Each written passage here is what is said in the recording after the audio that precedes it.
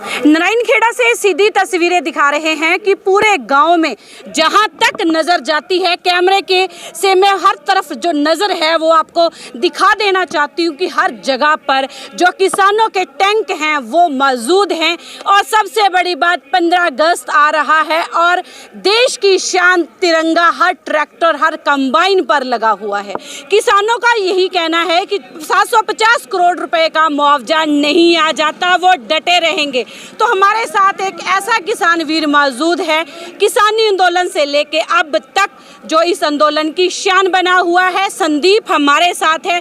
कोई भी काफिला हो, कोई भी ट्रैक्टरों का काफिला है, बाइकों का काफिला है, आंदोलन है तो संदीप मिलेगा। संदीप से जानते हैं इतना जज्बा, 11 दिन टैंकी पर किसान, क्या रहेगा आगे का फैसला। हाँ जी, नमस्कार जी।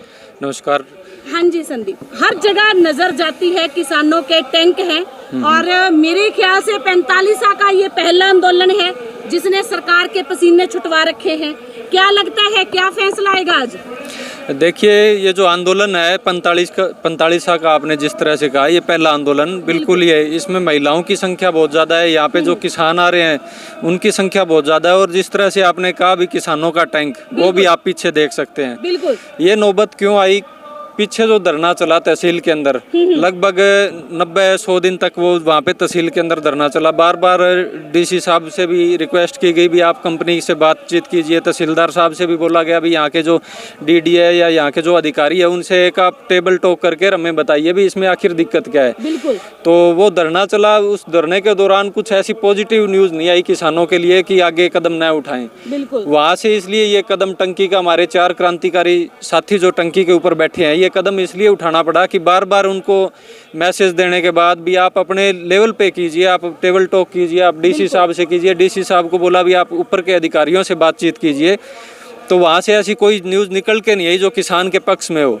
तो पढ़े लिखे आप नौजवान हैं, किसानी संघर्ष के साथ हैं, छोटी सरकार भूख हड़ताल पर है लेकिन सरकार सोई हुई है। आगे 15 अगस्त आने वाला है, जैसे कि कल जो हरियाणा की दबंग सरपंच है संतोष बेनीवाल, उन्होंने ऐलान कर दिया कि सीएम का विरोध करेंगे, काले झंडे तैयार रखें। क्या किसान भी साथ समर्थन में है? विरोध होगा मुआवजा नहीं आया तो? देखिए, परसों डीसी साहब के साथ जो मीटिंग थी उसके अंदर बहुत सी चीज़ों पे डीसी साहब ने कहा था कि हमारी टेक्निकल कमेटी की जो मीटिंग होएगी उसके अंदर चंडीगढ़ के अंदर सेंट्रल कोऑर्डिनेशन के साथ जो सरकार जो कोऑर्डिनेशन कर रही है उसकी मीटिंग है।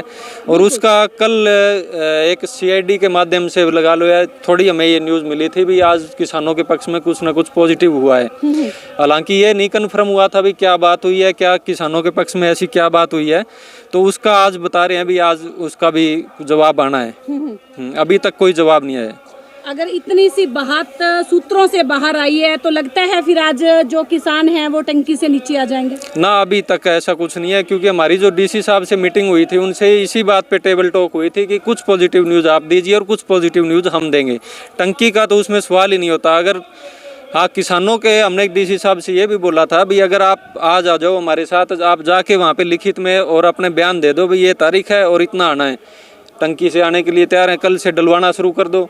लेकिन ऐसा कुछ नहीं होता है तो इसमें टंकी का तो सवाल ही नहीं। टंकी के किसान जो क्रांतिकारी 4 साथी ऊपर बैठे हैं वो इस बात पे नीचे नहीं उतरेंगे और ना ही हम उतारने के पक्ष में। एक अहम बात, इंसान जरूरी है या फिर मुआवजा?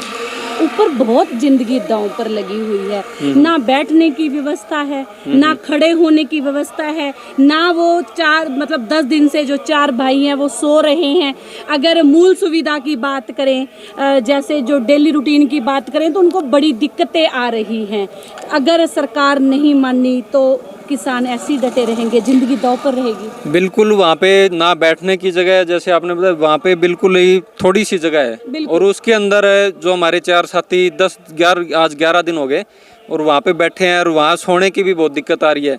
लेकिन ये कदम क्यों उठाना पड़ा? क्योंकि आज सरकार जो कुंभकर्ण की नींद सो रही है। और एक 1907 के अंदर एक नारा दिया गया था, भगत सिंह के चाचा जी जो थे अजीत सिंह जी, उन्होंने एक नारा दिया था, उन्होंने कहा था पगड़ी संभाल जट्टा। आज वो पगड़ी सरकार के द्वारा उछाली जा रही है। आज आप किसान की तरफ अगर मुंह करके उसके एक एक सवाल को लेके बैठोगे तो आज किसान की पगड़ी को रौंदा जा रहा है। आज प्रीमियम देने के बाद किसान को यहाँ टंकियों के ऊपर चढ़ना पड़ रहा है, यहाँ धरने लगाने पड़ रहे हैं।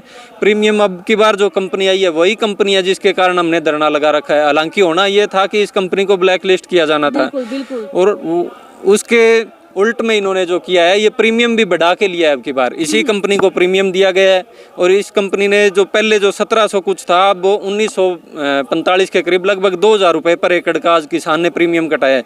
और इसी कंपनी के माध्यम से दोबारा से यही चीज़ें चल रही है, क्योंकि एक चीज़ होती है जब किसान ने प्रधानमंत्री फसल बीमा योजना देखा तो संतुष्टि किसान की ये होती है। अभी ये प्रधानमंत्री के द्वारा जो हमारे पास जो चीज़ स्कीम आई है उसके अंदर हम बढ़ चढ़ कर अपना जो फसल है एक सिक्योर रखें और इसका एक बीमा कराएं।